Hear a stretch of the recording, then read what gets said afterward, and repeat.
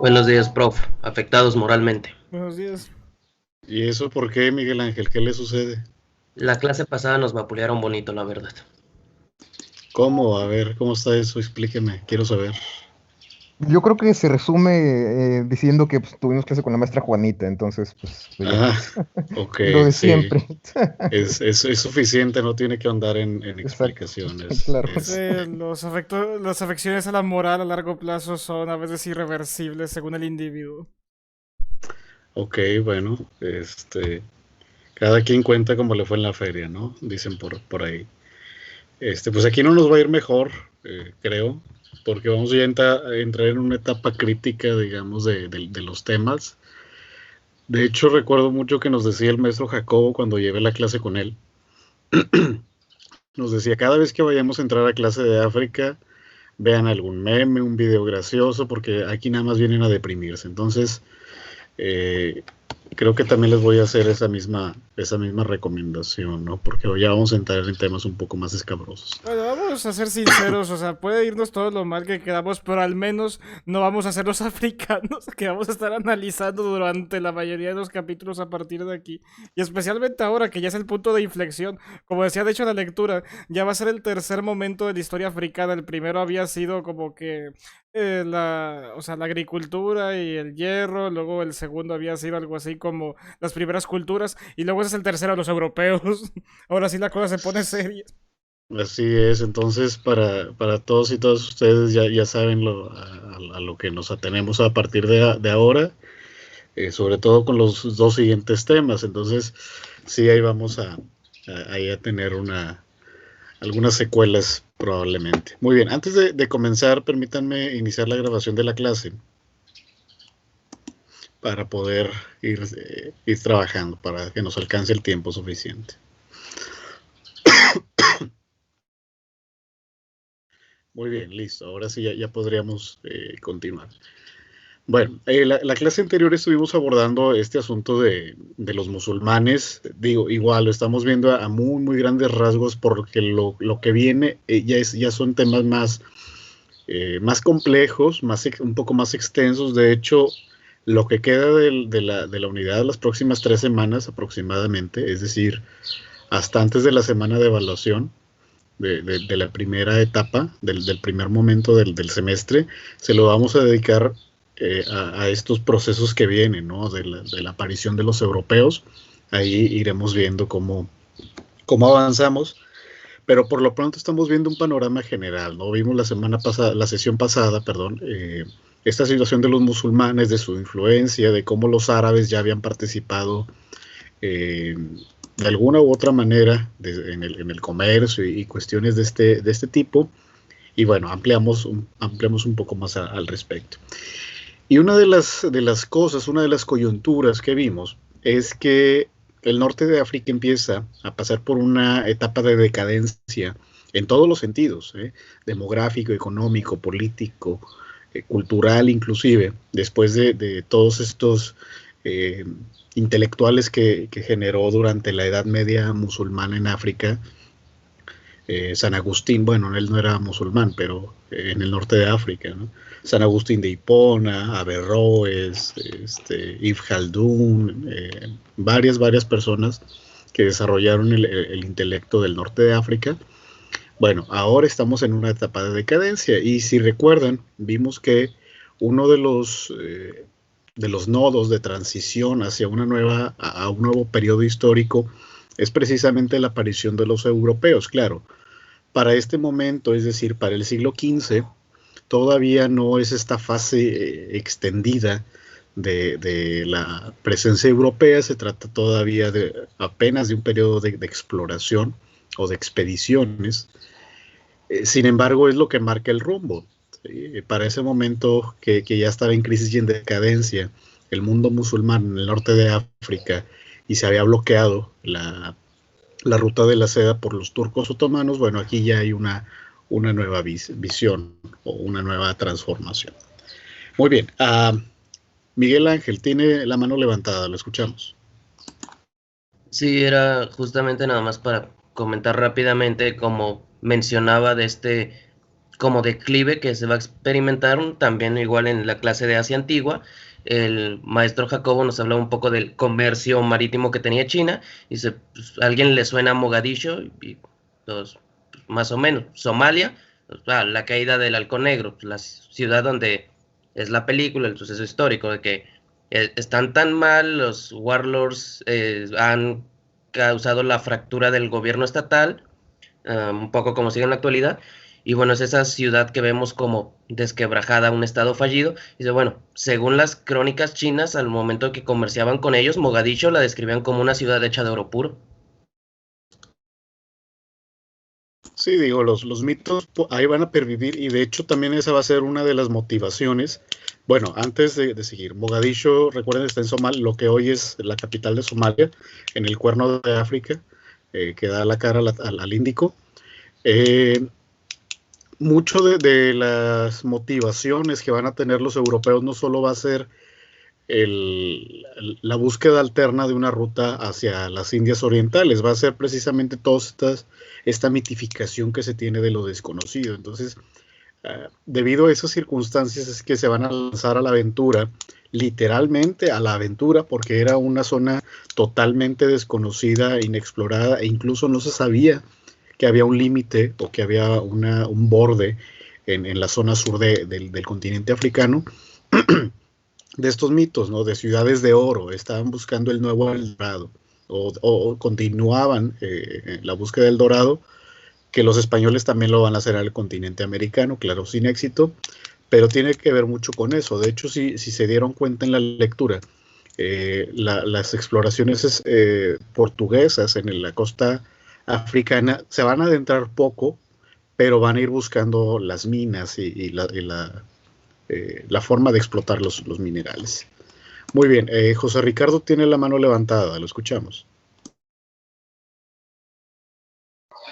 Sí, solo un comentario para donde no voy a profundizar tanto porque pues todavía no se profundiza, sino que la lectura, por error, la terminé leyendo antes, o sea, páginas anteriores, y luego leí lo normal. Y me di cuenta que en estas partes de la lectura resume muy bien un poco la historia de África en el sentido de que, ok, no hay mucha información, pero tenemos esto. Y se la pasa diciendo de que, ok, este rey que tenía un hijo y que no sé qué más, no sé qué más, y lo demás ya no lo sabemos.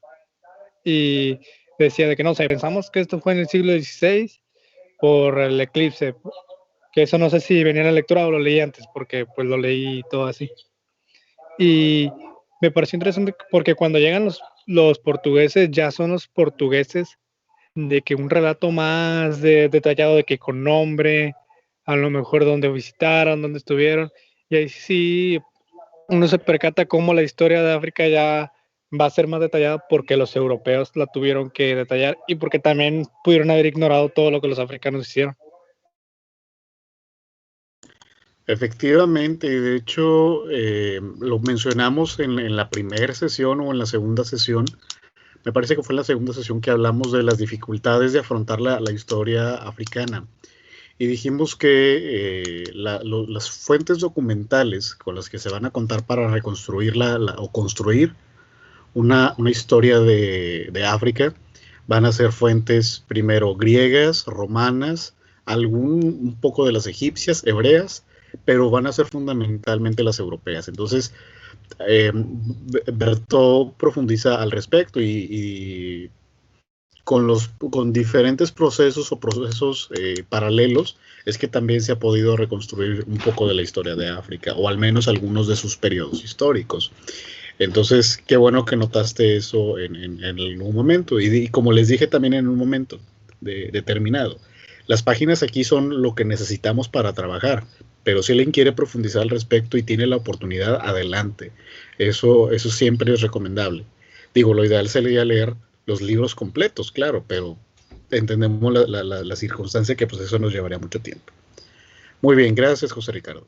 Bueno, vamos entonces a empezar a revisar este tema de los exploraciones europeas, particularmente los portugueses, que van a ser en el siglo XV los primeros de forma progresiva los que se van a topar con el mundo africano, con la costa africana, desde el Atlántico hasta llegar al Índico. Es lo que vamos a estar revisando en esta sesión. Esperemos avanzar lo suficiente. Muy bien, ¿qué les pareció la lectura? ¿Qué pueden opinar? ¿Qué destacan sobre este texto, esta información? Sí, Ricardo, perdón, Eric Eduardo, lo escuchamos. Sí, gracias. A ver, deje quito la mano antes de que se me olvide. Bueno, en cuanto a los portugueses, se me hace muy interesante las motivaciones que los llevan a hacer este viaje, estas expediciones. Que bueno, la primera que nos menciona la lectura, entre otras, es que buscaban una nueva ruta para llegar a las Indias que no esté en manos de los árabes, que tenían el control a este territorio, a esta área que poseía pues recursos que los europeos querían mucho. Así que empiezan a hacer esto y bueno, en general no es el único objetivo, tienen un triple objetivo que es económico, religioso y político. Claro, el económico es el que más va a resaltar. El religioso va a ser interesante porque las tribus, algunas de las tribus con las que se van a topar, sobre todo en la zona del Congo, son las que les van a pedir a ellos que les den sacerdotes y otras cosas para como que para, no sé la palabra, europarizarse o algo así, como que para volverse un poco más civilizados, por así decirlo. Europeizarse. Esa palabra. Sin embargo, los portugueses no se van a centrar en África. Vaya, sí van a poner ahí algunas fortalezas, centros de comercio, pero no van a buscar conquistar territorios, más bien es crear estas bases para la red comercial para poder llegar a las Indias. Entre los contactos que van a tener solían ser, no siempre, pero varias veces, violentos con las civilizaciones que se encontraban ahí, tanto con ellas como con otras embarcaciones de otros países que pudieran hacerlos sentirse amenazados. Así que, a diferencia de España, que también, pues Portugal y España son los más conocidos por explorar el mundo, por expandir este territorio que se conocía, ellos, digo, ambos van a estar buscando oro, su crecimiento, poder político, económico, pero lo religioso lo dejan un poco más atrás y se centran más en el intercambio, en conseguir recursos y bueno, es algo que ya más adelante otros países como los Países Bajos, franceses, ingleses también van a buscar pues tener un cachito también dentro de África. Así es, Eduardo, gracias. Me parece que necesitamos situarnos para entender un poco más las causas por las cuales Portugal empieza esta fase de exploración o de expansión geográfica, que es primordialmente comercial. Ya lo resaltaba su compañero muy atinadamente. Y vamos a ver que, al igual que otros momentos, como lo vimos tanto aquí en esta clase como en la otra sesión, los fundamentos religiosos van a ser punto y aparte. Eso va a ser más bien de dientes para afuera, como se dice. Va a ser un proceso un poco diferente. Pero bueno, el caso es que estamos en los años 1400, en el siglo XV, en la península ibérica, y vamos a ver que para ese momento todavía estaban algunos grupos árabes, islámicos, dominando esa región de la península, ¿sí? Pero durante todo ese siglo, ese largo siglo XV, ¿sí?, tanto portugueses como, bueno, en ese momento no podríamos calificarlos de españoles, pero los reinos de Castilla, Aragón, León, etcétera, cada uno estaba luchando su propia batalla contra los musulmanes y poco a poco los fueron retrocediendo los musulmanes. Entonces, en la península ibérica ocupaban el mismo espacio, ¿sí?, diferentes reinos que no estaban unificados y que de hecho en algún momento tuvieron rivalidades. Precisamente para generar recursos para mantener esta guerra constante contra los musulmanes o los moros, como les llamaban en la península, pues se requerían de esos recursos para solventar gastos de guerra, pero también para mantener el propio gobierno en Portugal, ¿sí? Que de alguna manera estuvo siempre diferenciado de los reinos castellanos, ¿no? De Castilla, Aragón, etc. Entonces, como parte de esa lucha contra el infiel, los llamados infieles o los musulmanes, pues requirieron de muchos recursos para solventar la guerra, como ya les dije. Entonces también esa fue una de las principales motivaciones. Entonces ahí es donde se cruza o se encuentran, digamos, las razones económicas con las razones religiosas, ¿sí? España por su parte va a hacer lo mismo. Vamos a ver que estos dos protoestados, todavía no lo son como tal, Portugal y los reinos de Castilla, o españoles si les queremos llamar así, nunca van a desarrollar una industria como tal, ¿sí? Se van a dedicar sobre todo al comercio, ¿sí? Entonces cuando bloquean la ruta de la seda, los turcos otomanos pues dicen, ¿y ahora qué hacemos? ¿Sí? Pero insisto, tiene que ver sobre todo con eso, con la lucha contra el musulmán en la península ibérica y buscar rutas alternas y recursos en otras zonas para que les permitan seguir luchando contra el infiel, objetivo que van a lograr hasta 1492, porque justo ese mismo año ocurren dos acontecimientos que se pueden considerar momentos de inflexión en la historia de la península. Uno que es el descubrimiento de América, que va a empezar a explotar España. El otro, que a veces olvidamos también, es la expulsión definitiva de los musulmanes. Ocurren estos dos acontecimientos el mismo año, ¿sí? Pero les va a tomar todo el siglo XV básicamente lograr ese objetivo hasta 1492, tanto a portugueses como a los reinos españoles, que a partir de ahí, con la unificación de las coronas de Castilla y Aragón, es cuando se empieza a ver una relativa unificación de reinos. Pero bueno, el caso es que Portugal estaba también en una situación de este tipo. Ok, sigue Arnoldo, lo escuchamos. Creo que una de las partes más importantes de este tema es cómo básicamente África va a quedar en un fuego cruzado entre lo que van a ser reinos de Castilla o España y Portugal, porque ambas van a ser naciones que van a tener, bueno, reinos o sí, organizaciones políticas muy poderosas que van a tener intereses en este continente, sobre todo para utilizarlo como ruta de acceso a las Indias, que es, o sea, ahora que los musulmanes han tomado Constantinopla y ya no hay acceso a esas rutas comerciales, la única opción que queda es ir por África. Y en esto los portugueses se van a adelantar mucho para poder encontrar rutas alternas a través de este continente y además de poner avanzadas para así poder repostar las naves básicamente, por lo que también de las primeras, digamos, pues ciudades o puertos o enclaves europeos de aquí de África, pues van a ser principalmente portugueses, o al menos los más importantes van a ser portugueses. Aquí una cosa muy curiosa que mencionaba la lectura era cómo, de hecho, la iglesia va a tener también cierta, digamos, injerencia aquí, porque una vez que se descubra América, va, o sea, decía algo así como que el nuevo mundo desconocido va a ser para los españoles y el viejo mundo va a ser para los portugueses. O sea, básicamente en este intercambio se podría decir que la iglesia está como que estaba beneficiando más a Portugal, ya que África era un continente ya conocido y que sabían que tenía gran riqueza en esclavos y materiales, y el nuevo mundo que no se sabía ni qué era, pues se lo dejaron ahí a los españoles, ahí pues supongo yo que no se imaginaban que tendría la gran cosa, no se esperaba que fuera a ser la mina de oro que realmente fue América, y al final fue con eso lo que se quedaron los españoles, quienes sí perdieron, digamos, la batalla por África, pero al final sacarían provecho en América. Definitivamente, y de hecho, como bien lo mencionas, a la larga va a ser más redituable para España que para Portugal esta división, ¿sí?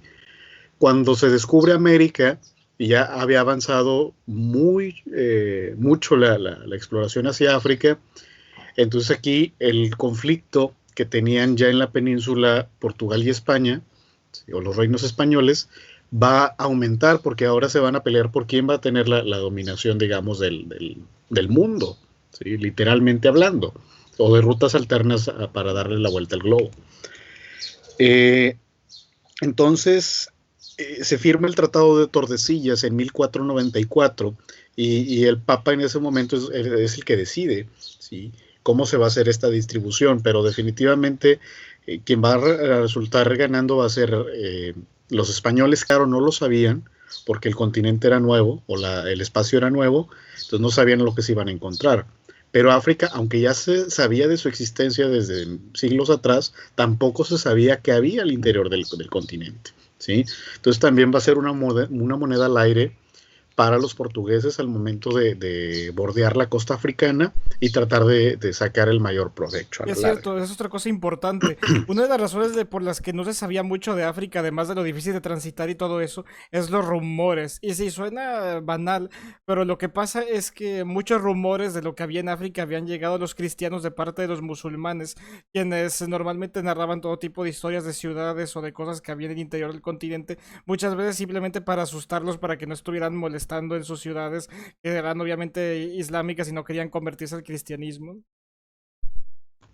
No, eso, y además que los mismos portugueses van a ser muy cautelosos, y lo dice el texto muy, muy oportunamente, van a ser muy cautelosos de no armar un alboroto al momento de que supieron que África tenía una salida hacia el Índico, ¿sí?, precisamente para evitar la competencia. Por supuesto que esa información de alguna u otra manera se iba a dar a conocer en algún momento dado, y ese monopolio de la ruta comercial no les va a durar mucho, ¿sí? Más o menos, pero sí va a ser durante un siglo aproximadamente, prácticamente todo el siglo XV. La costa africana va a ser explorada y dominada comercialmente por los portugueses, ¿sí?, que no es cosa menor. Pero ya cuando la información llegó a oídos de los ingleses y luego de otros países o de otros reinos, bueno, ahí ya es donde verdaderamente empiezan los problemas, ¿no? Definitivamente sí van a tratar de guardar el secreto, pero un secreto como ese o una información como esa no iba a durar mucho, ¿sí?, especialmente porque empezaron los demás reinos a preguntarse, oye, pues ¿cómo le está haciendo, no? Y ahí es donde empieza la travesía o el conflicto más grave. ¿Algo más, Arnoldo? Es todo. Perfecto, muchas gracias. Lucero, tiene la mano levantada, la palabra es suya. Gracias.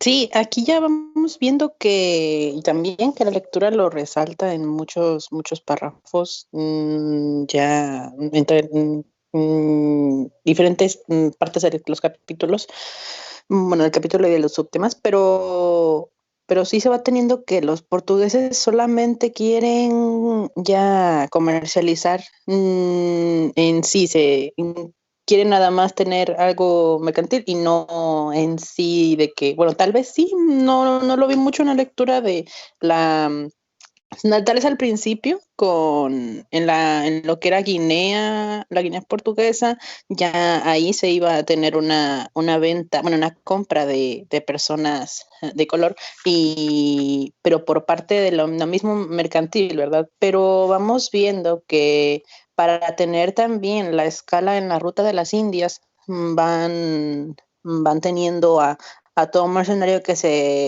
perdóname, que mercenario, el persona mercantil que ya quisiera ya comercializar algún producto de ellos. Y lo que me pareció chistoso fue que estaba implícito, pero que vendían en mayor cantidad, pero más barato. Y dije, ay, qué listos. Y dije, ya aplicaban las de ahorita. Pero cómo la política portuguesa se fue viendo meramente mercantil es lo que al último me fue dando como una duda de por qué entonces tuvo la toma de posesión con el grabado de inscripciones en 1482, porque al principio decía que no buscaban conquistar, no buscaban esclavismo, solamente querían, pues sí, vender. Y es lo que al final al primer capítulo, sí se me hizo esa duda de por qué entonces solamente ir sabiendo que, bueno, ir queriendo dar la finta de que, no me creo la palabra, perdón, de solamente querer comercializar tus productos, pero al final ya, ahora sí, ya tomar posesión de ya sus, ¿cómo decirlo? Pues sí, de sus establecimientos, de sus ciudades, ya lo que fue, como le digo, Nueva Guinea, bueno, Guinea, también Shana. Shana fue importante para la comercialización también en 1471, ya que ahí se va viendo la implementación de esto por parte de ellos, pero también una que otra parte por lo que fueron los franceses, pero eso mucho más antes. Pero aquí ya se va viendo solamente por parte de los portugueses. Y es lo que sí tenía esa duda de por qué entonces no lo vi tanto en la lectura, es lo que tenía esa pregunta, pero ¿por qué al final ahora sí conquistarlo? Sí, vamos a ver que Portugal, a diferencia de España o de los reinos españoles, no va a tener la misma perspectiva de conquista por diferentes razones. La principal tiene que ver con la falta de un aparato gubernamental debidamente burocratizado, ¿sí? Vamos a ver que España se va a agilizar, digamos, en ese sentido, y también veamos las dimensiones geográficas entre los reinos españoles y Portugal. Portugal es un fragmento de tierra en la península ibérica, entonces, ¿qué digo? Eso no le hubiera impedido nada, pero esa no era su principal ambición, ¿sí? No era conquistar, ¿sí? Porque, les insisto, ellos nunca tuvieron una vocación industrial o artesanal. Lo único que necesitaban era obtener recursos, ¿sí? Para poder comprar los artículos que necesitaran en la península o en Portugal en particular. Lo mismo van a hacer los españoles, ¿sí? Que van a comprarle telas a Flandes o a Inglaterra. Bueno, a Inglaterra los españoles no, porque tuvieron conflictos ahí, pero los portugueses sí. Los portugueses van a comprarle telas a Holanda y luego van a buscar otros recursos acá en la costa africana, etcétera. Entonces esa es la lógica un poco. Y sobre por qué este sentido de las leyes y otras cosas, bueno, porque era una manera de proteger su exclusividad comercial, ¿sí? Es decirle a los demás reinos, es decir, esta ruta comercial me pertenece, ¿sí? Y nadie más puede empezar a traficar ahí. ¿Por qué? Porque entonces, de otra forma, hubieran empezado a competir contra reinos como Flandes o contra Inglaterra, y eso les hubiera restado oportunidades comerciales, que era la base y el sustento de su economía, de la economía nacional o de la economía del territorio de Portugal, ¿sí? Entonces era más un afán de formalizar la exclusividad comercial. De hecho, aquí hice una anotación, ¿sí? Los portugueses no querían colonizar, solo asegurarse, y así lo dice el texto, asegurarse bases para su red comercial, ¿sí? Es decir, se van a establecer puntos, en particular los llamados cabos, en la costa africana, donde ahí llegaban, recibían las mercancías por parte de los nativos, ¿sí? Y a cambio les dejaban algún otro artículo y luego seguían al siguiente puerto y así se lo llevaban. Y luego por ese mismo recorrido regresaban hacia Portugal, ¿sí? Entonces era ese sentido, legalizar o formalizar la exclusividad comercial. De otra forma, alguien más le hubiera ganado los mejores puntos para recorrer la costa, ¿sí?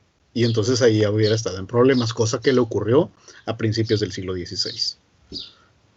Sí, y lo que le comentaba, que en sí es lo que era escalar en la ruta de las Indias, y así ya con las mercancías de las personas indígenas, ya por eso vendían por menos y, bueno, ni por menos, pero más producto, pero que les dieron ese ultimátum de darles lo que eran ya 5 años para la explotación de todo lo que fue África por parte de este señor portugués, creo que era Ferniao, no sé cómo se llama, pero sí, como sí les dio de que o venden todo esto o ya no va a haber expediciones, pero sí, solamente era eso, porque al final sí, no tanto una duda existencial de por qué las conquistaron, pero no en sí como como normal, o sea, conquistar como los españoles, pero en sí nada más de que aquí estuvo Portugal, o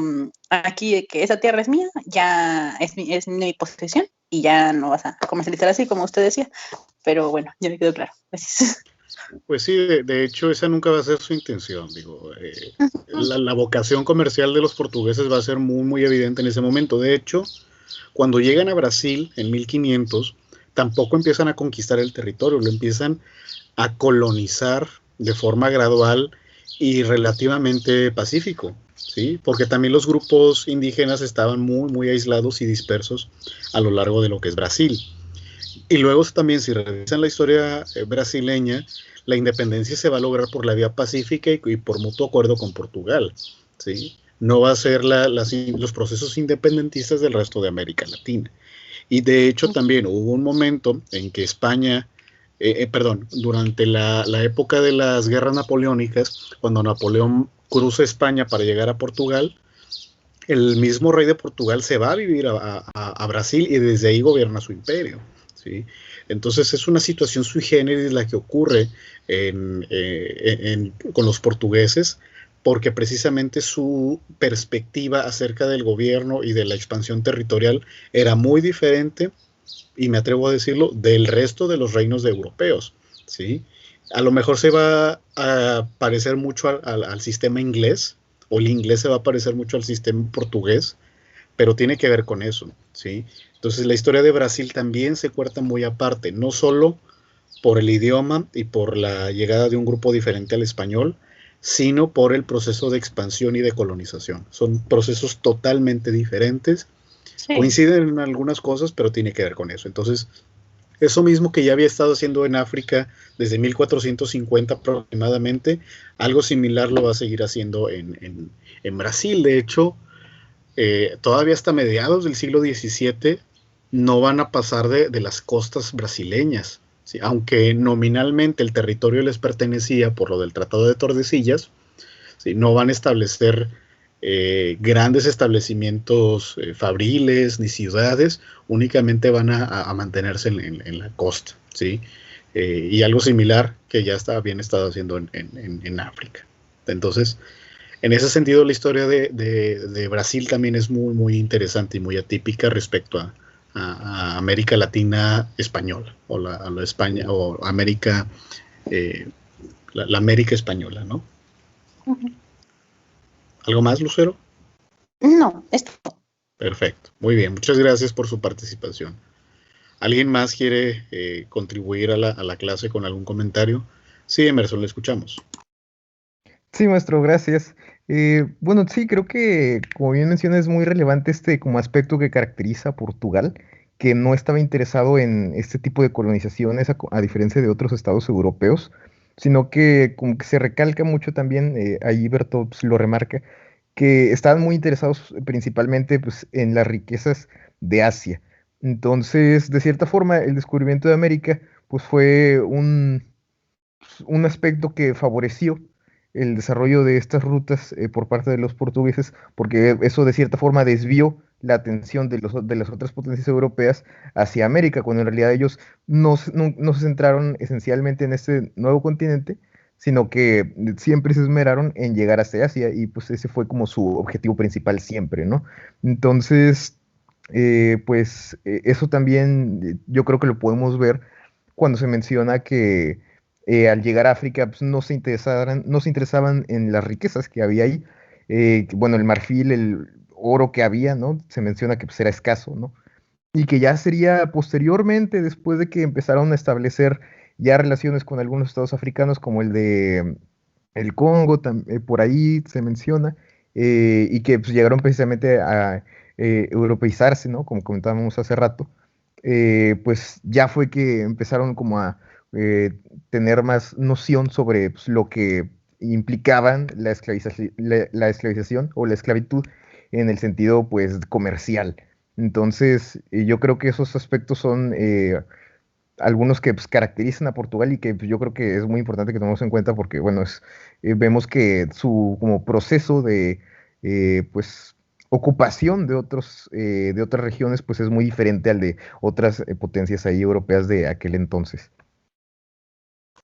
Efectivamente, Emerson. Entonces, insisto, tenemos que entender qué está sucediendo en Portugal, o necesitamos comprender qué ocurre con la expansión portuguesa, ¿sí?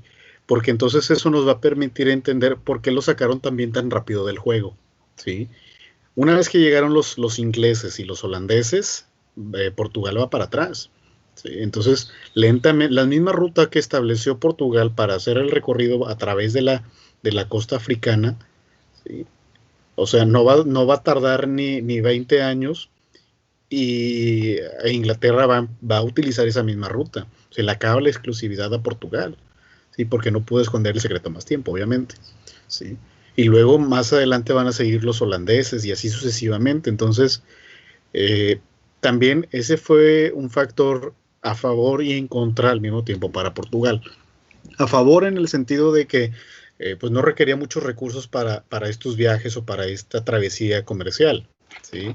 Le iba a salir más costoso establecer gobiernos o establecer un sistema imperial, tanto en América como en África, es decir, sortear dos sociedades diferentes, que únicamente dedicarse a mantener relativamente bien los puestos de vigilancia y de comercio, que quedarse ahí, ¿no? Entonces, eso es a favor. En contra, pues es que, pues precisamente porque no cuentas con una estructura fija o un sistema de autoridades bien definido, pues a la larga van a llegar otros que sí lo van a traer, sobre todo porque Inglaterra estaba entrando muy, muy fuerte, bueno, al sistema naval, pero eso no va a ser sino hasta finales del siglo XVI. Pero pues ya va a ser más difícil enfrentarte con otros. Además, Portugal siempre va a tener una relación relativamente estable con Inglaterra, entonces por eso no hay mayor problema entre ellos dos, ¿no? Entre estos dos reinos, ¿sí? Mientras no interfiriera España, todo iba bien, ¿sí? Entonces, por eso también hay que ver que Inglaterra pues aprovechó su relativa amistad con Portugal para recurrir a estas mismas líneas de navegación. Muy bien, José Ricardo, tiene la palabra. Gracias. De hecho, iba a mencionar algo sobre lo que usted estaba diciendo, maestro, que de las ventajas, que pues algo muy importante es que Portugal, al no meterse en ese juego de las colonias, de, no sé, de atacarse, de pelearse con los demás, pues no avanzó, entre comillas, tanto, pero también no tuvo muchos problemas. Más allá de su protección de Inglaterra, bueno, protección, amistad con Inglaterra, pues no tuvo conflictos como de que una guerra, la franco-india, por decir. O sea, estuvieron relativamente bien por no haber entrado en ese juego de colonia de, ok, tienes esta, pero el día de mañana puede llegar otro imperio, otro reino, y te lo va a querer robar. Y también tengo una duda, usted mencionó sobre la situación de Portugal, que el rey se tuvo que desplazar y todo eso a Brasil. Bueno, incluso también el príncipe después, bueno, no importa. Me surgió una duda. ¿Hubo algún otro reino europeo que hubiese tenido esa misma situación? O sea, después de Portugal.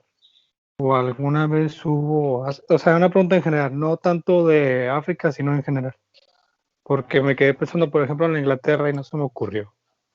Es decir, de reyes o de miembros de la realeza que fueron a uno de sus colonias o algo similar, ¿a eso te refieres? Sí, que tuvieron que ir a algunas colonias a gobernar desde ahí. No que yo tenga entendido. De hecho, creo que es el único caso que he sabido. No sé si alguien más tenga información diferente, lo cual estaría magnífico si nos lo diera a conocer. Pero hasta donde yo recuerdo, no ha ocurrido cosa similar. Claro, Inglaterra ha tenido mucho la tradición de visitar, de los reyes visitar parte de sus colonias, ahora de sus estados asociados en la Commonwealth, pero nada más, o sea, hasta ahí nada más como un acto diplomático de representación. Pero dirigir el imperio o dirigir el gobierno extraterritorial desde una sede alterna, No, de hecho, lo más parecido es, por ejemplo, que hubo momentos en que el rey de España era o el emperador de Alemania o del Sacro Imperio Romano Germánico era al mismo tiempo rey de España y gobernaba España desde Alemania, ¿sí?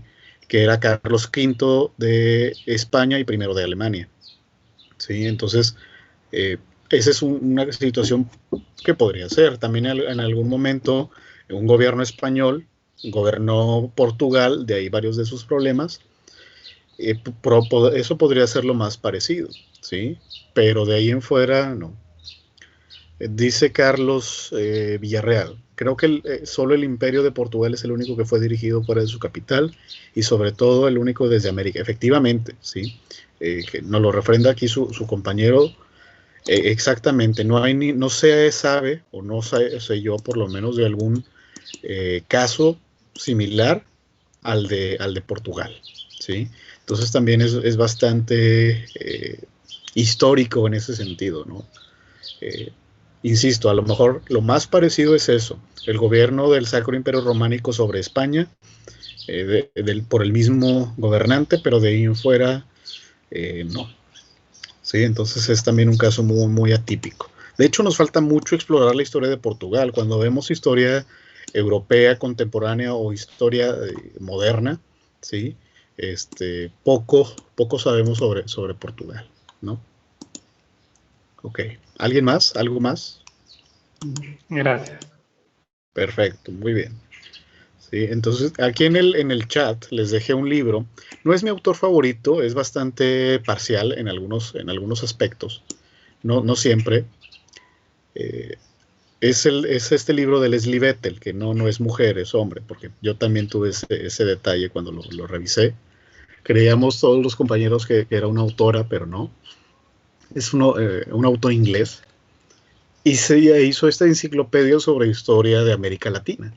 Entonces, en este tomo 2 que les comparto, en particular los capítulos 4 y 5, ve en particular la historia colonial de Brasil y esta relación sui generis con Portugal, ¿no? Entonces, si a alguien les interesa, pues ahí tienen, y les explica también la situación en la que se encontraba Portugal en los tiempos coloniales. Termina, me parece, este tomo hasta 1808, antes de que empiecen los conflictos en América Latina.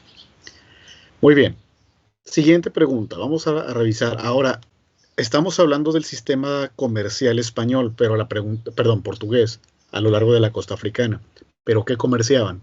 ¿Sí? Es la pregunta del millón aquí en este momento.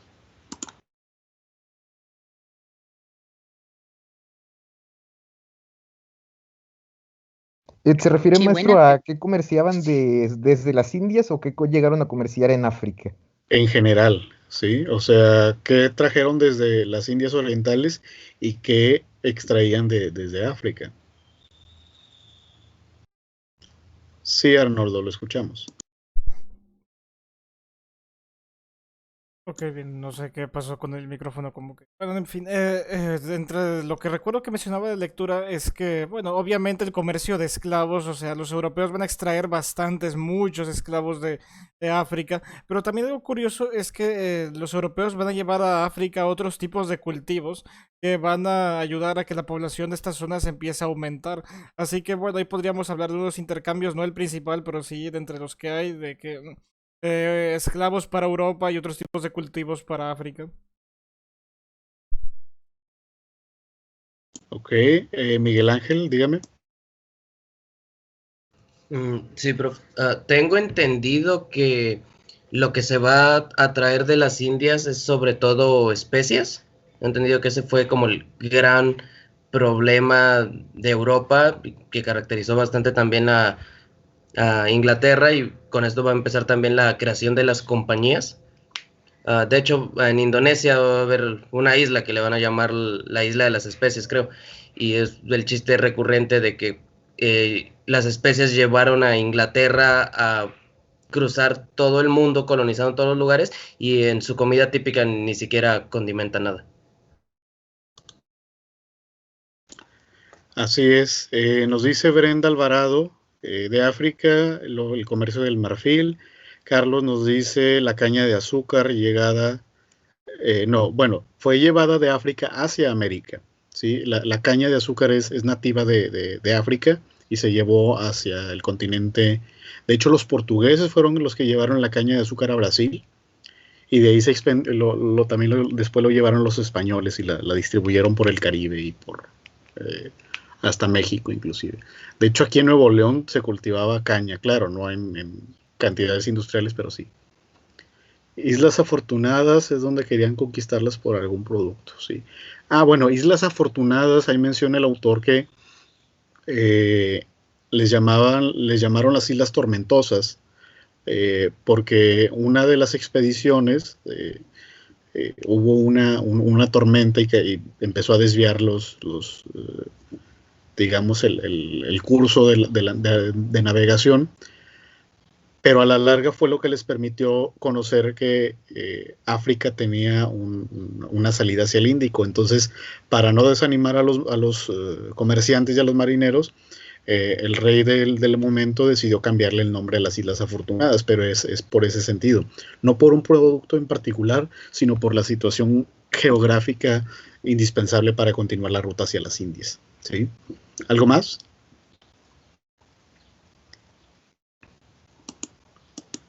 Ok, en general, el comercio ya lo detallaron ustedes, ¿sí? Lo primero que van a buscar los portugueses va a ser oro, ¿sí? Porque de otra manera no podrían pagar estos recursos o estos productos de los que estamos hablando, ¿sí? Y de hecho, si se fijan, llega un momento en que las exploraciones se empiezan a internar ahí por la curva que baja en África, lo que es el Magreb y esa zona, empiezan a encontrar muchas minas de oro o algunas minas de oro. Entonces empiezan a obtener el oro de ahí y con eso van pagando los productos que van recolectando a lo largo de la costa africana, que como ustedes ya nos dijeron, pues era el marfil, eran algunos productos, ¿cómo llamarlos? Pues para el consumo, ¿sí? De hecho, hace mucho hincapié el autor de frutas frescas para combatir algunas enfermedades propias del mar como el escorbuto, ¿sí? Entonces empiezan a recoger frutas que obviamente no existían en Europa, la caña de azúcar que ya mencionaban hace un momento, ¿sí? Eso desde África. Y luego también, y con eso se seguían hasta la India, hasta las Indias orientales, que es China y la India, para recoger telas como la seda, para recoger o comprar especias. No hay que olvidar que los europeos, cuando descubrieron las especias, entraron en un shock, porque de comer la comida insípida, a veces pasada, sin refrigerar, tan simple, por no decir simplona, la comida europea desde antes de la Edad Media, ¿sí? Redescubrir, mejor dicho, las especias, pues siempre fue para ellos un deleite, ¿no? Lo mismo pasó con el chocolate y otras cosas, ¿no? Entonces, por eso era indispensable conseguir especias. Y también para conservar la comida. Algunas especies se utilizaban para conservar los productos más tiempo. Entonces, el objetivo principal era el oro para poder pagar todos estos productos. La fruta, el marfil, los esclavos, las telas como la seda y las especies, ¿sí? Que era el punto focal del comercio portugués, lo mismo que va a ser para otros, ¿sí? Obviamente para este momento, para el siglo XV, el comercio de los esclavos va a ser insignificante, ¿sí? Prácticamente insignificante. De hecho, también el autor hace una mención muy interesante que dice, llega un momento en que los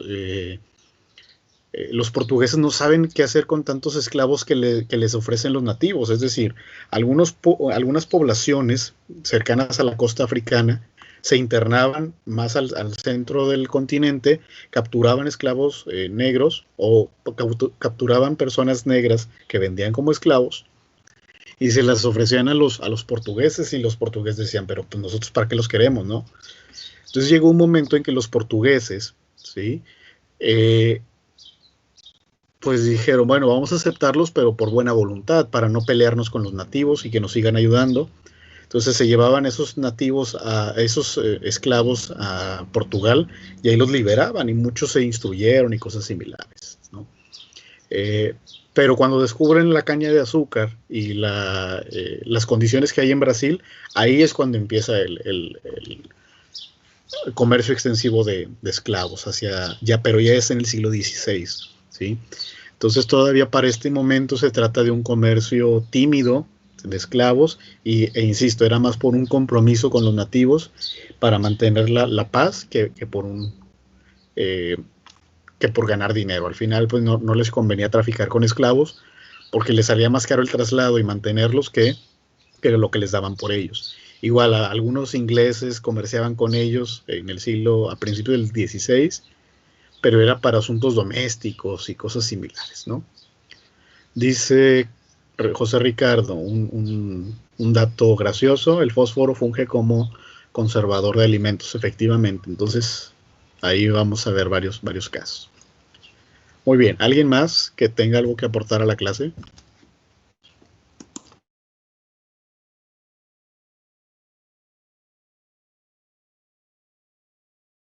Creo que no, profe. Ok. Bueno, vamos a revisar mientras tanto. A ver, ¿dónde está? Permítame un segundo.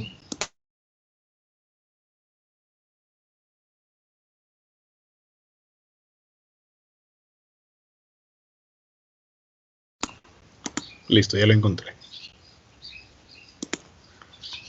Bueno, ya habíamos visto esta diapositiva antes, que es lo de la ruta de la seda, y dijimos que cuando los turcos otomanos conquistan Constantinopla o lo que quedaba de ella, ¿sí? Entonces se interrumpe la normalidad o la regularidad del comercio desde la India y China hacia Europa.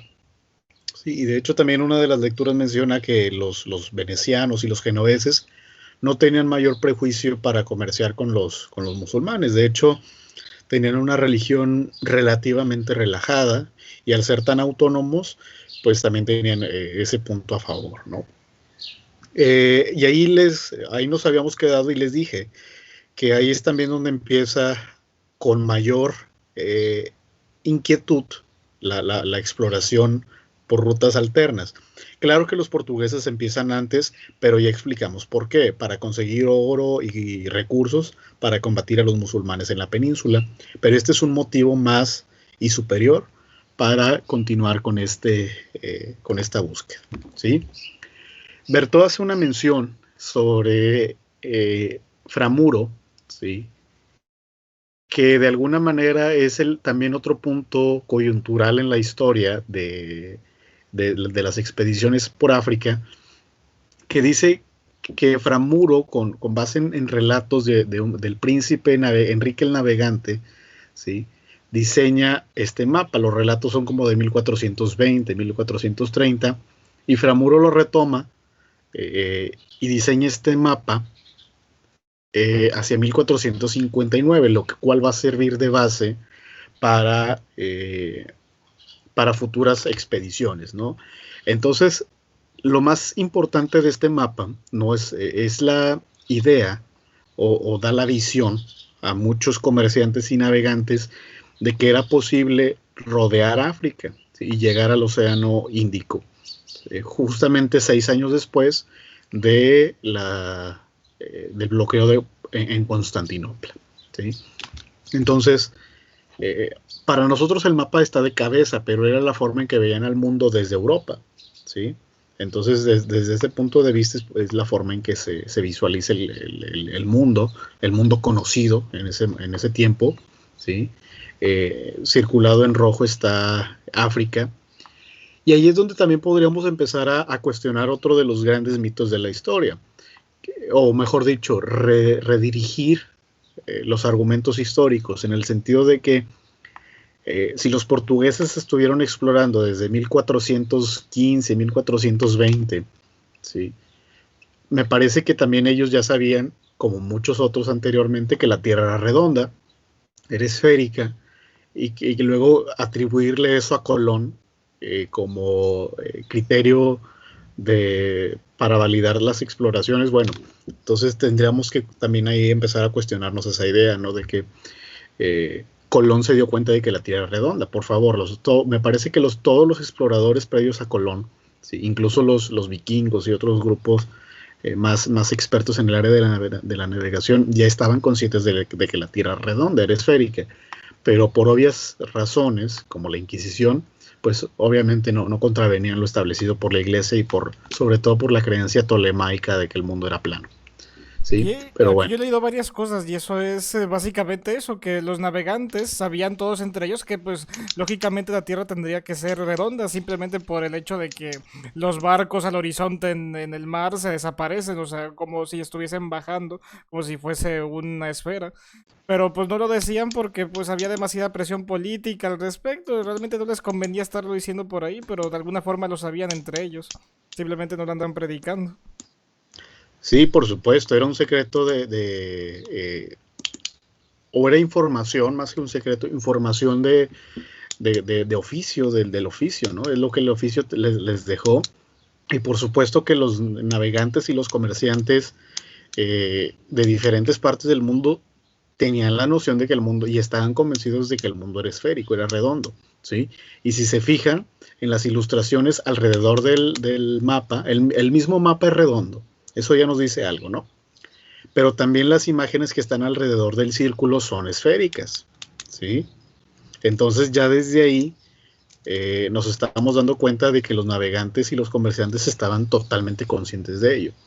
Pero al tener un enemigo tan poderoso contra el conocimiento científico como lo fue la Iglesia en algún momento, y más particularmente la Inquisición, pues obviamente no iban a profundizar al detalle, no querían tener el mismo destino que Giordano Bruno, por ejemplo. En el mismo siglo, de hecho.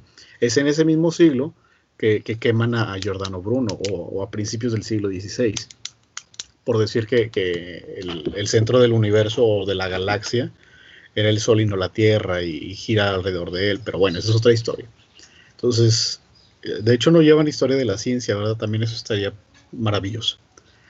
Bueno, el caso es que, para no desviarnos, el caso es que este mapa fue la referencia principal para futuras exploraciones. De hecho, a partir de ese mapa de Framuro, que es el nombre del sujeto que lo hizo, un cartógrafo de la época, se dieron cuenta que podrían bordear la costa africana, porque ya conocían o ya tenían noción de lo que estaba ocurriendo al otro lado del hemisferio, en este caso hacia el Índico, ¿sí?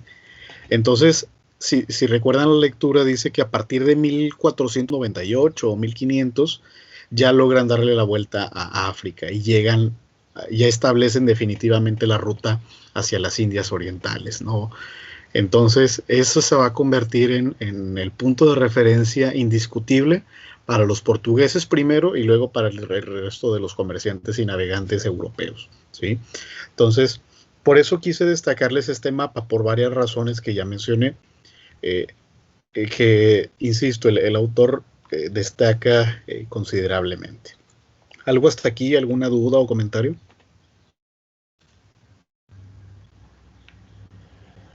¿No? Bueno, entonces, insisto, esa idea de atribuirle a Colón lo de la Tierra, lo de la redondez de la Tierra y cosas de esas, también ya podríamos irlo cuestionando, o mejor dicho, eso ya está cuestionado desde hace tiempo, pero irlo asimilando y hacerlo parte de nuestro discurso historiográfico también, ¿no? Y este tipo de referencias gráficas nos sirven mucho para ilustrar el asunto. Muy bien, entonces, ¿qué pasa con Portugal? ¿Sí? ¿Qué pasa con sus exploraciones, con su forma de conocer y de reconocer el mundo? Pues aquí lo tenemos bastante ilustrado. Una recomendación ahí, si cuando están leyendo, si tienen la oportunidad de revisar un mapa, eso les va a ayudar bastante. Supongo que algunos de ustedes lo hacen, pero si no, realmente eso les va a ayudar a resolver muchas dudas mientras están leyendo. Consultar un mapa rápido en Google y entender mucho de las cosas que ahí se explican en el libro. Pero bueno, aquí estamos viendo toda la trayectoria de los portugueses a lo largo de diferentes puntos del globo, ¿sí? Y si el punto más remoto que vemos son las Islas Canarias hacia 1336. Obviamente era de lo más cercano que había a su país, era lo que estaba enfrente, lo más próximo. Pero si se fijan, la exploración va a ser gradual y constante. Entonces, desde 1420 en adelante es cuando la exploración va a alcanzar su máximo destino, ¿sí? De hecho, alguien ahí ahorita que mencionaba el Cabo de Buena-Esperanza o de la Buenaventura, se ubica en lo que es Sudáfrica, en la parte más al sur del continente, de 1488. Este cambio que les digo que primero era Cabo de Tormentas y luego se lo cambiaron para no desanimar a la gente, bueno, ese es el punto coyuntural, digamos, de las exploraciones portuguesas, porque ahí es cuando ya establecen la ruta definitiva o se perfila la ruta definitiva hacia las Indias. Y miren hasta dónde llegan, prácticamente le dan la vuelta al mundo conocido, ¿sí? Llegan hasta lo que es Filipinas, bueno, lo que sería conocido como Filipinas, en el Índico, en el Pacífico Sur, ¿sí? La isla de Sumatra y todas estas regiones, llegan y establecen puntos de comercio con la India, con China y otras regiones. El caso es que los cuadritos verdes, pero encerrados en rojo, son los establecimientos o los puntos comerciales. Es decir, cuando se establecía o se llevaba a cabo un viaje, ¿sí?, a donde quiera que fuera en esta zona, ahí es a donde llegaban, y es lo que también les decía un poco de la exclusividad que tuvieron durante prácticamente todo el siglo XV los portugueses para comerciar. Ahí llegaban, compraban los artículos que necesitaban a cambio de oro y seguían a los demás puntos, ¿no? Que están, insisto, de verde, pero con una figura roja afuera. Y luego vemos algunas porciones un poco más extensas en verde, ¿sí? Esos fueron algunos intentos o fueron puntos específicos, ¿sí?, donde se quedaron algunos establecimientos portugueses por diferentes razones. Pero la principal es para asegurarse el control de la navegación intercontinental, ¿sí? Entonces, si se fijan, están en puntos bastante estratégicos. Uno, que entre Capo Verde, ¿sí?, y Capo Mesurado, ¿sí?, ahí hay una fracción un poco pequeña de verde, si ustedes pueden observar, es la que da la cara hacia el Atlántico, ¿sí? Luego hay una que es el Mina y Benín. Hay otro más que se encarga de todas estas islas de Santo Tomé y Príncipe, Ascensión, Santa Elena, Bioko, etc. Esa zona era la que se encargaba de vigilar o proteger esa región, esa zona pues no es un archipiélago, pero sí una región con algunas islas ahí. Y luego otra entre el río Congo y Cabo Cruz, ¿sí? Ahí hay otra para la zona sur del Atlántico africano. Y luego hay otra cruzando dando la vuelta, donde dice Mozambique, Sofala, etcétera, para proteger o asegurarse del comercio ya en el Océano Índico y luego aquí hasta Sri Lanka, etcétera. Y luego también vemos cómo era la porción de Brasil, que justamente hasta ahí era la porción asignada por el Papa por el Tratado de Tordesillas de 1494. Y si se fijan, aunque territorialmente le pertenecía, solo existía Puerto Seguro, ¿sí?, que es, insisto, una forma de mantenerse activos en la zona que les correspondía en América, pero también nada más hasta ahí era llegar, asegurarse que todo estuviera bien y luego vámonos a lo que verdaderamente nos importa, que es la ruta por África y hacia hacia las Indias Orientales. Muy bien, ¿algo hasta aquí? ¿Todo en orden o hay algún? Bueno, entonces si seguimos por la costa oriental de África, ahí van a ver Mogadiscio, que es lo que comentábamos hace un rato, ¿sí? De lo que hoy es Somalia. Y si se fijan, también es una zona muy estratégica, geográficamente hablando, y es desde donde continuaban el viaje de África hacia las Indias Orientales, y es la misma ruta que van a seguir los ingleses, por ejemplo, y es la misma ruta que van a seguir los holandeses y los franceses, y es la forma en que van a llegar hasta ahí. De hecho, actualmente sigue siendo la principal zona de comercio ilegal, por ejemplo, de la zona de piratas de África, ¿sí? En ese cuerno que vemos, el cuerno de África llamado, ¿sí? Precisamente por eso, por la posición tan estratégica que tienen respecto a otros puntos hacia las Indias Orientales y hacia el sur, ¿sí? Algo les iba a decir al respecto. Ya me acordé. Y luego Inglaterra también va a utilizar esos mismos puntos más adelante, nada más que los ingleses van a seguir subiendo y van a llegar hasta China, ¿sí? Y ahí es donde van a empezar un comercio más directo. Ahí les van a llevar el opio como una forma de control social, etcétera. Pero bueno, eso ya lo verán en sus respectivas clases, o ya lo vieron en sus respectivas clases de historia de Asia. Muy bien. ¿Alguna observación acerca del mapa que les llame la atención?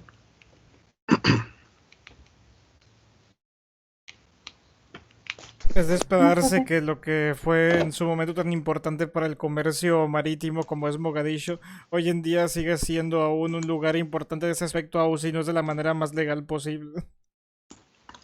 Exactamente. Entonces, si se fijan las secuelas que va a dejar la intervención europea, en parte que iremos revisando más adelante, que es el subdesarrollo, obviamente no se justifica la piratería ni el comercio ilegal, y ya lo habíamos dicho en otro momento, pero pues las circunstancias son así. O sea, vamos a ver que la decadencia y la falta de establecimientos fijos, ¿sí? Para hacerlo más sintético, la única intervención, o la intervención más fuerte que van a tener los europeos, va a ser por la explotación de los recursos, ¿sí? No para civilizar el mundo ni nada por el estilo. Discurso muy sostenido por varias potencias, pero esa no era la realidad, obviamente, y ustedes lo saben. Pero sí, por lo menos va a dejar esas secuelas, y pues es lo que de alguna manera aprendieron, ¿sí? A las personas de esa zona. Y también yo les decía, la zona más estable de África es Sudáfrica, y también está muy bien que digamos, y eso es relativamente no más de 40 años, ¿sí? De hecho creo que un poco menos, unos 35 años, que alcanzó cierta estabilidad cuando se terminó el apartheid y la presidencia de Nelson Mandela. Pero bueno, ya lo hablaremos en su momento. ¿Algo más?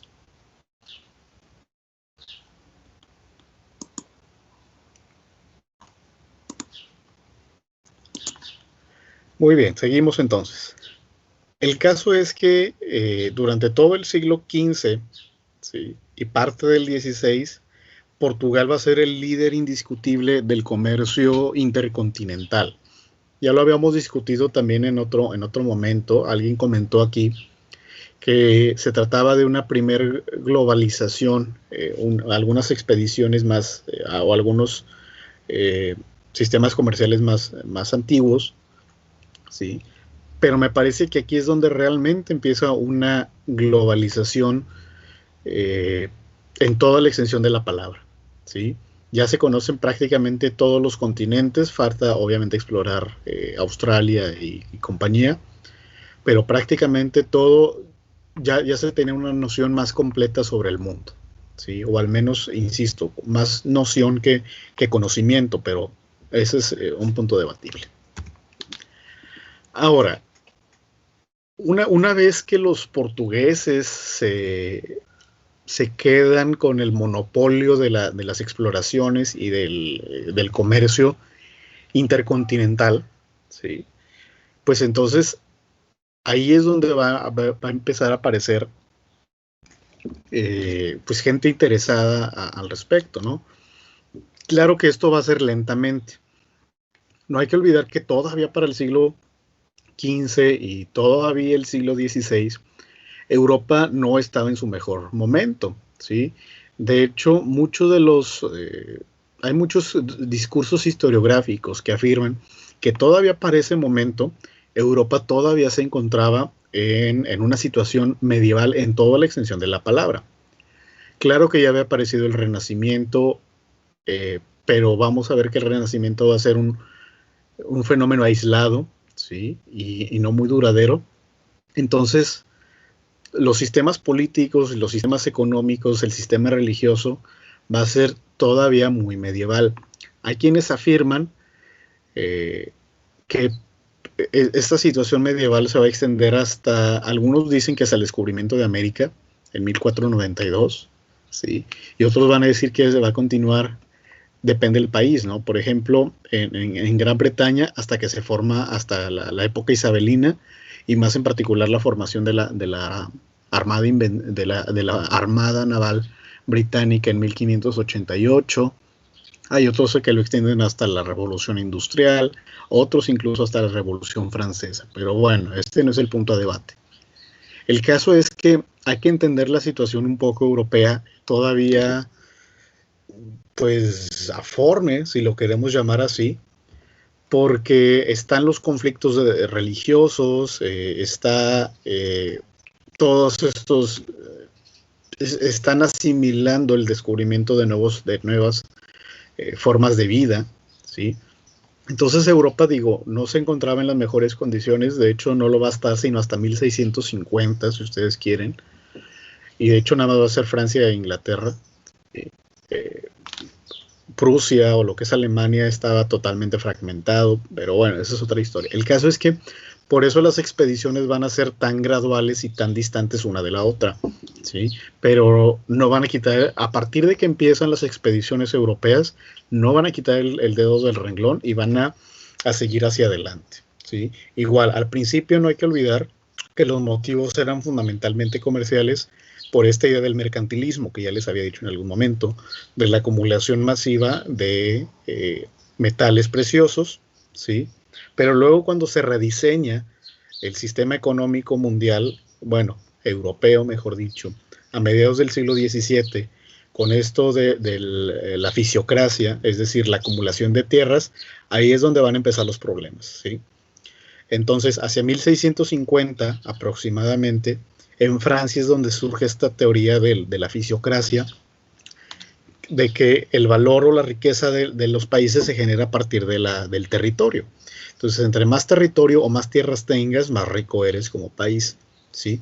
Entonces, si entendemos también esta lógica de la transformación del pensamiento económico europeo, vamos a ver por qué se les va a interesar cada vez más y más adentrarse hacia el continente, ¿sí? Y tratar de conquistar ahora sí tierras o de atribuirse tierras ajenas, ¿no?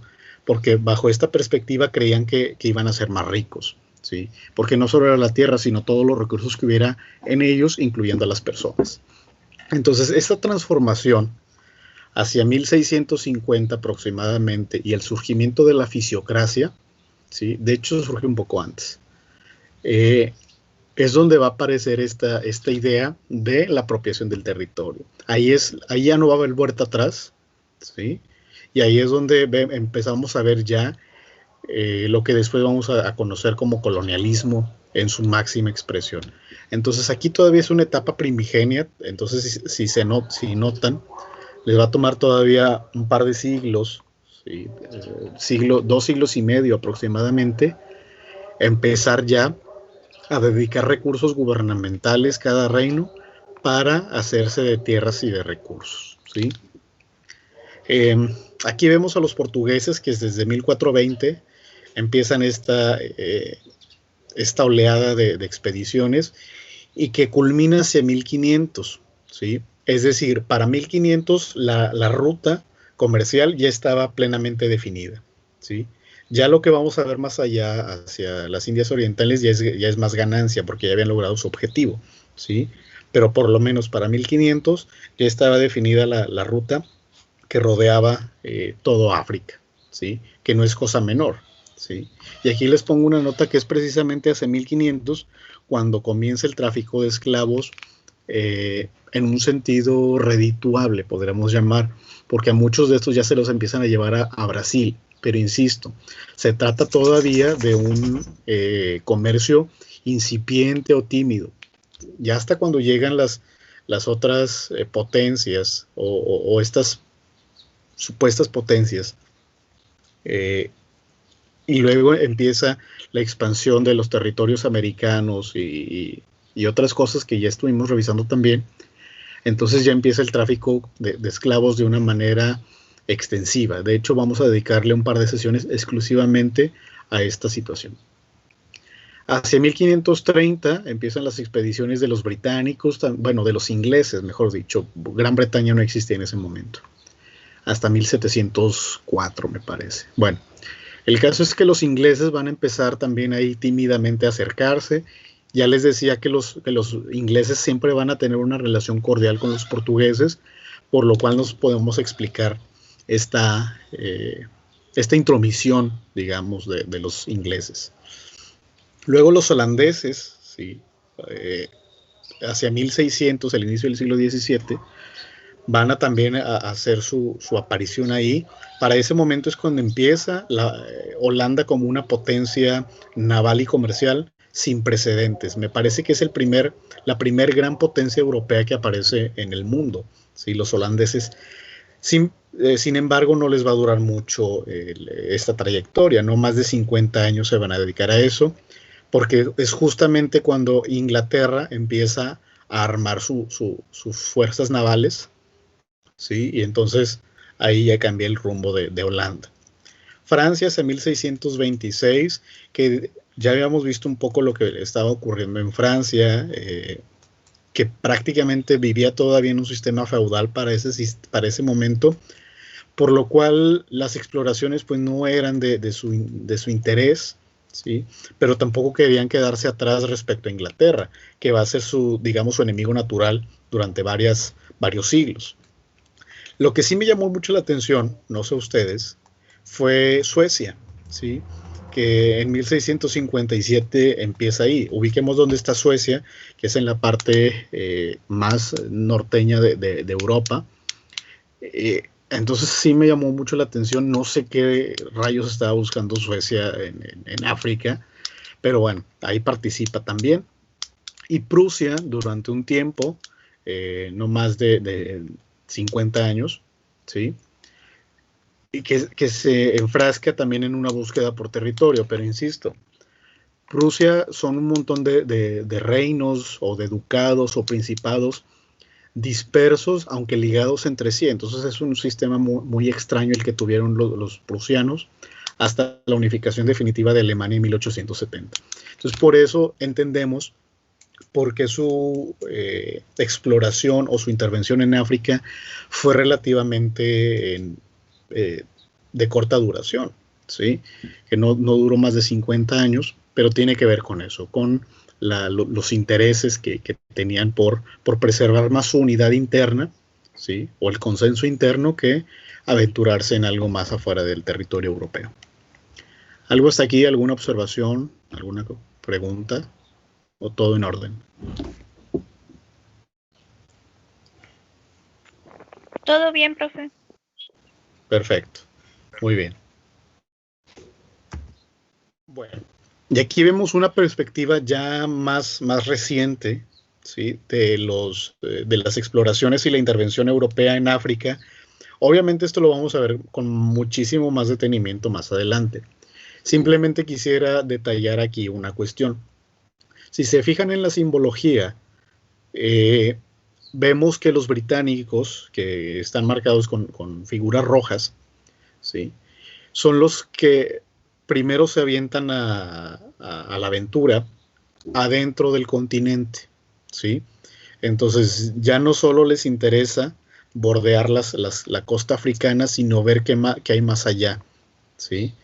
Entonces, pero también va a ser esfuerzos muy tardíos. Fíjense que la primera exploración interna en el continente va a ser desde 1768. ¿Sí? Ningún otro país europeo se va a preocupar tanto o va a darle tanta importancia a saber qué hay dentro. Pero, insisto, bajo una lógica comercial, una lógica de tipo económico, ¿sí? Y ahí es donde también ya no va a haber vuelta atrás para África. Eso es lo que me interesa ver de este mapa, ¿sí? Que podríamos afirmar que desde finales del siglo XVIII, el último cuarto del XVIII, es cuando se empieza a dar mayor sentido o mayor importancia a lo que África esconde, ¿sí?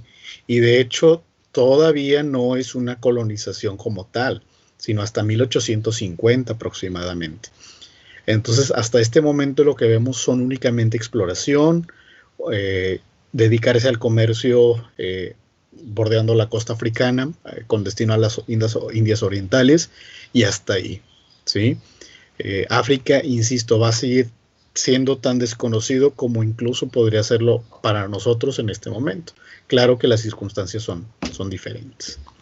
Entonces, sí quisiera poner eso en perspectiva, ¿no? El hecho de que África va a tardar todavía en que el contacto europeo o la presencia europea sea extensa. Ya es definitiva desde el siglo XV, desde que se establecen estos acuerdos por la exclusividad comercial, pero no va a ser tan, insisto, extensa hasta las exploraciones al interior del continente, ¿sí?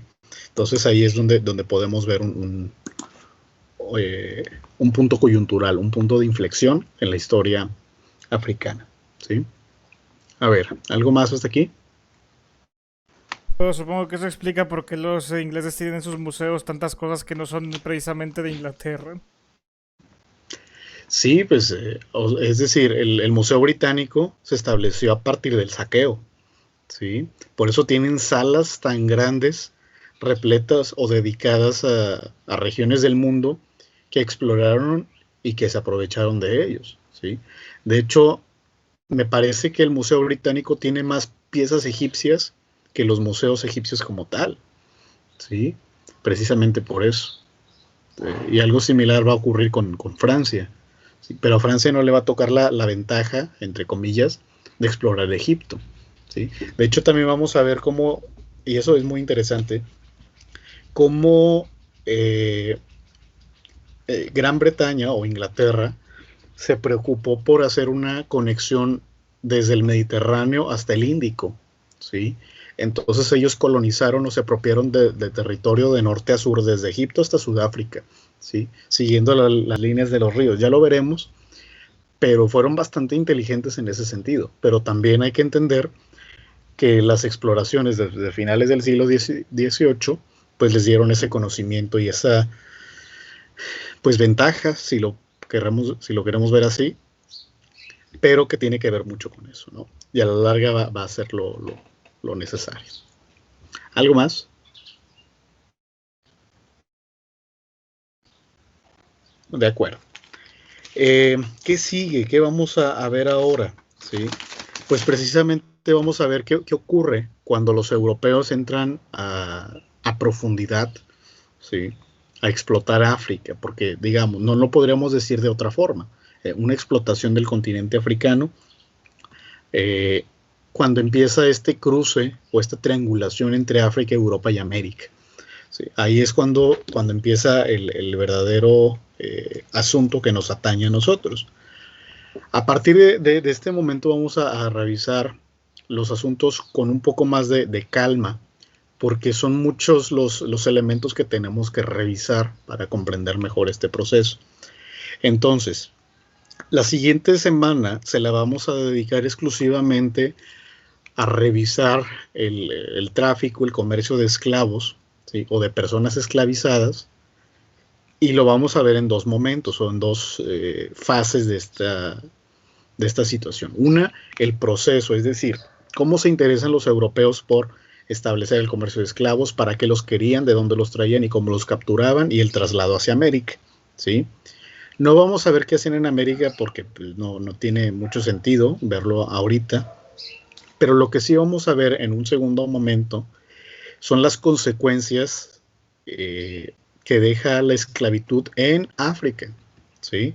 La esclavitud va a ser un asunto terrible en varios sentidos para el continente.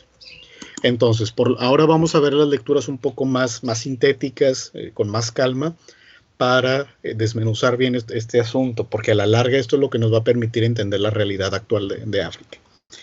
Entonces, para la siguiente clase vamos a revisar el siguiente texto, se los voy a escribir aquí en el chat.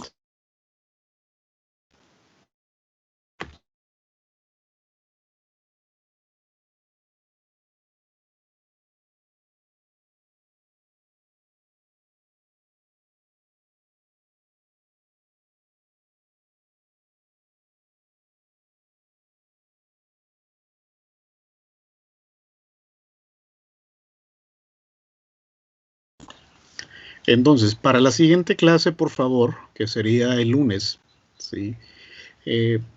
Necesito que revisen esta lectura, la de África, historia de un continente, de John Ilfe. Son pocas páginas, así vamos a tratar de llevarnos estas sesiones antes del examen, para ir examinando con más detalle estos procesos, que son los más conocidos, ¿sí? Entonces, queda pendiente eso. También otra cuestión que me quedó pendiente el martes, ya fuera del tema de África, fue que les dejé un mensaje primero en el grupo de historia de Norteamérica.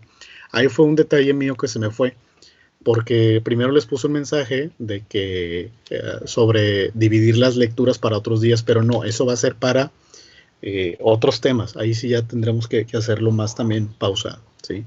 Entonces, para mañana quedan las lecturas como se había dicho en un principio, ¿sí? Muy bien, ¿algo más antes de cerrar aquí? Ok. Bueno, entonces, por favor, registren su asistencia en el chat. Nos vemos mañana y que pasen un buen día. Hasta luego. Gracias, nos vemos. Hasta luego. Hasta luego, profe.